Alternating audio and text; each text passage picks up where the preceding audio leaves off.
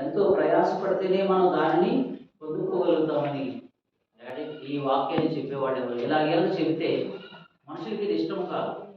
Daddy ఈ లోకంలో ఇదిగో నీ జబ్బు వచ్చిందా, రా స్వస్థత పొందుతామంటే ఇక వాడేమనుకుంటాడు తెలిసిన, హాస్పిటల్కి పోవాల్సిన పని లేదు, ఫీజు కట్టాల్సిన పని లేదు, మందులు కొనుక్కోవాల్సిన పని, స్కానింగ్ లేవు, టెస్టులు లేవు, ఎంత మిగులుతుంది? అందుకని ఊరికొస్తారు. దీనికి అలవాటు పడ్డారు మనుషులు. కానీ పరలోకాన్ని గురించి చెప్తే ఉంటుంది, కష్టపడాలని చెబుతుంది, విశ్వాసంతో కనిపెట్టాలని చెబుతుంది, బరువైన భారమైన మీకు ఇష్టం ఉన్నా లేకపోయినా పరిశుద్ధంగానే బ్రతకాలని చెబుతుంది. ఇవి మనిషికి కష్టమైన మాటలు, మనిషికి సంతోషాన్ని కలిగించేవి కావు.